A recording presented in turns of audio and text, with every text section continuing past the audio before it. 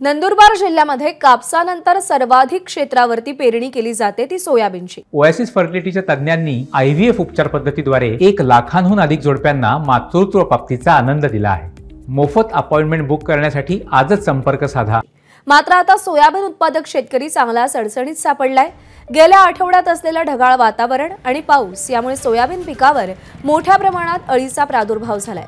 तसंच उत्पादन खर्चही निघणार नसल्याने शेतकऱ्यांनी आता एकाच वेळी ड्रोनच्या सहाय्याने देखील फवारणी सुरू केली आहे।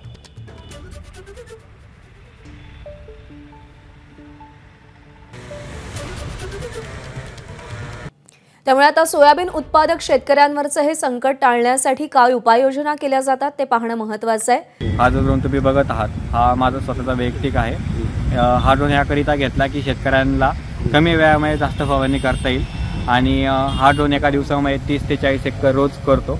त्यानंतर ह्या ड्रोनची बेनिफिट्स असे आहेत की लोकांना शेतकऱ्यांना शेतीमध्ये फवारणी करण्यासाठी माणसं आजकाल भेटत नाही आहेत किंवा त्यांचा वेळ जास्त जातो 1 एकर करण्यासाठी। हा जो ड्रोन तुम्ही बघताय हा 1 एकर पूर्ण 5 मिनिटांमध्ये अख्खा कव्हर करून घेतो। त्याच्यामध्ये तुम्हाला जे काय फर्टिलायझर्स क्रॉप्सवरती पडतात ते पूर्ण एका पावसासारखं हे क्रॉप्सला ऑब्झर्व करून घेतात। आणि पाऊस जरी आला आता बाकीचे शेतकरी आहेत जे हँडपंपने मारतात ते हँडपंपने मारलं त्याचे जे फर्टिलायझरचे जे क्रॉप्स असतात त्याला वेळ लागतो ऑब्झर्व करण्यासाठी। ह्याचे मॅक्रोन्यूट्रियन्स ड्रॉप्स असल्यामुळे हे मोजून 15 मिनिटांमध्ये ऑब्झर्व करून घेतो। म्हणजे फवारणी केल्यानंतर सुद्धा आपण 15 मिनिटांचा पाऊस आला तरी याचा पावसावर काही इफेक्ट पडत नाही।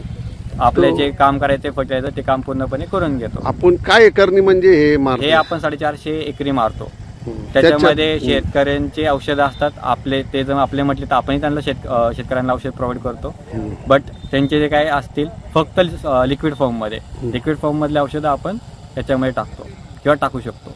ते प्रत्येक शेतात म्हणजे आपण कापूस आहे, केळी मारू शकतो, केळीमध्ये मारू शकतो, पपयामध्ये मारू शकतो। आतापर्यंत आम्ही केळी, ऊस, पपया, कापूस, सोयाबीन अशा भरपूर क्रॉप्सवरती आम्ही फवारणी करून घेतलेली आहे।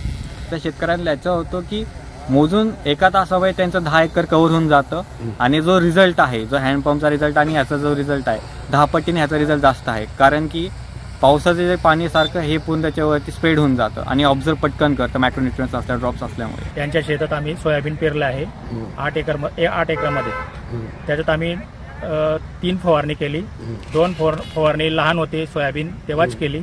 आता ती मोठी झाल्यामुळे माणसं त्याच्यात फवारणी करता येत नाही म्हणून आम्ही प्रयोग शोधला आणि त्याच्यात ड्रोनद्वारे आम्हाला ती परवडते असं माहीत पडलं की मग आम्ही त्याच्यात पूर्ण क्षेत्रामध्ये 450 रुपये एकरप्रमाणे त्याला देऊ केलं आणि त्याला बोलवलं आणि तो 1 एकरामध्ये जवळपास 5 ते 6 मिनिटात 1 एकर करतो।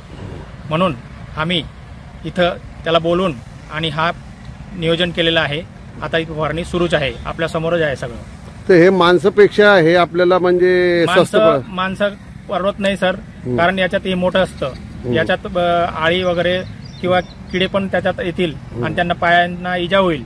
त्याच्यासाठी आम्ही एक नवीन प्रयोग शोधला आणि 2 ड्रोनद्वारे ही फवारणी केली। किती एकर शेती आपली आहे? सोयाबीन किती एकर? सोयाबीन जवळपास आम्ही 16 एकरामध्ये लावलेली आहे। आता याला किती खर्च येईल ड्रोनला? एकरी 450 प्रमाणे करून घ्यायचे। ते आपल्याला परवडते? आपल्याला परवडतं सर, कारण माणसांचा रोज बघता किंवा माणसा त्याच्यात जाणार नाही आणि कोणाला इजा होणार नाही। हा पण एक नवीन आहे म्हणून आम्ही त्याच्यात ड्रोनद्वारे पसंती केली। एबीपी माझा, उघडा डोळे बघा नीट।